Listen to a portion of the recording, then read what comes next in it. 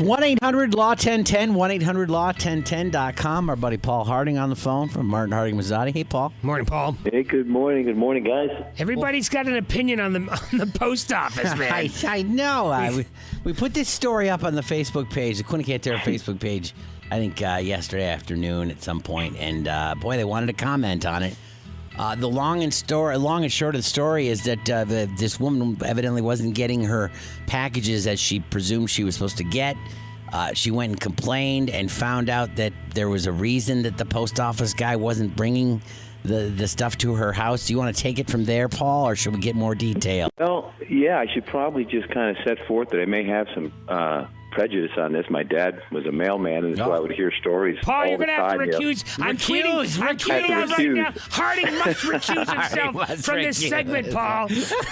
So what are the laws?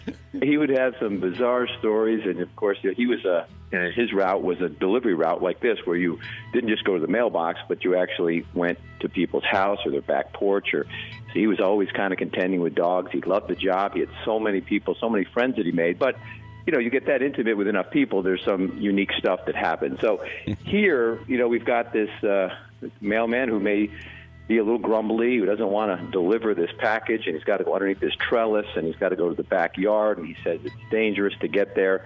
The trellis is pretty full.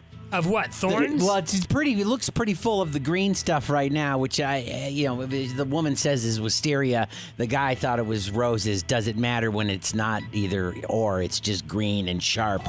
But I mean, that was one excuse, and then ticks was another excuse. Mm-hmm. So she went to complain, and then the regional guy. I love the regional postal guy. Says, pretty tough to tell you we can't send your mail when we can't send you mail to tell you that. I thought that was very appropriate, right? I guess maybe you got to get their email. But yeah. The postmaster has all kinds of control over this. The mail carrier comes back and says, I can't do it for this reason. They then have the ability, again, if it's dangerous, pets can often be the time when you don't do it. If it's a crime scene, you get someplace that just looks super unsafe. I just didn't get the impression that this trellis looked super unsafe or that he wasn't able to deliver. I sense that it was just one of those things where the mail carrier may have gotten hit by a thorn and then decided he had a thorn in his backside relative to delivering to this house. Yeah, but I mean, legally, I don't know. Do we have a right to receive mail? Well, I think so, yeah. The balance of the safety of the carrier, because there are crime scenes in certain situations where they just can't deliver. The sidewalk's all torn up, and you'd be an excavation thing happening in front of the house, and they delay it. But this didn't seem to raise to the level of that, and I think my father would have found a way to deliver the mail. Well, your dad's old school for sure. What was your dad's route? Was it around here, Paul? In Rotterdam, yeah. It was one of those walking routes right by the town hall there, and I used to go with them. Once a year, they could kind of bring your kid to school or to work day, and so that was the route, and I'd do it with him. And he got to walk every day, walk tons of miles. It really one of those things that he just loved it. But again, he did run into some of this unique stuff. But this one just seems not enough to stop delivery of the mail. Now, maybe I don't have the answer. You don't have the answer to this, but I'm curious. Like, if something comes to me, like a letter or a package comes to me that's not for me, can I open it, or do I have to legally give it back? What's my responsibility? I got that situation at the house right now. Sit on a package. Yeah, I got it from the orthodontist, from the guy I bought the house from. Right. Yeah, Jeffrey, call me.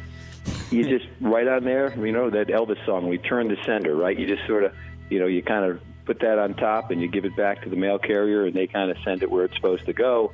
But there have been lots of reported times where packages go to the wrong place. But yes, you have an obligation to return it.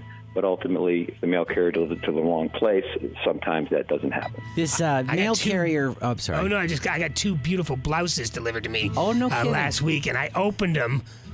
Without looking at the name. It felt terrible. I had to go chase down the UPS guy and hand him back. It felt awful. So James Dowling's a carrier, and he says that the USPS is all about safety, and it will fall back on them if anything happens because they have to take great measures to be safe, meaning he's insinuating that he'll have to take care of his his injury if he gets in an injury delivering mail where he feels unsafe. Is that just an excuse, or is that have you heard stories of the Postal Service being hyper vigilant on the safety of these postal workers and then making them pay for their own stuff, Paul, if they screw up? So, I mean, they've got themselves a pretty good, benefits there, and if they run into any physical problems, of course, they're taken care of. But if they don't deliver something properly, they're indemnified, meaning they're not going to be held responsible for a package that doesn't get to where it gets to. So, I just think it really comes down to the carriers have a lot of latitude as to what they want to do in terms of,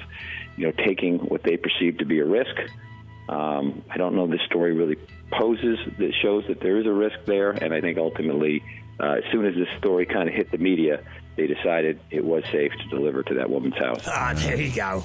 Here's the thing. It's pretty magic. For like pennies, you get a letter on the other side of the world in like a few days. Right. It's pretty magical. So I know, we shouldn't complain too much. It's pretty neat. So, yeah. All right, Paul, thanks for sharing that story about your dad. Appreciate that. All right, guys. Thank you. See you, buddy. It's Paul Harding from Martin Harding Mazzotti, 1-800-LAW-1010, 1-800-LAW1010.com. Quinn and Cantera.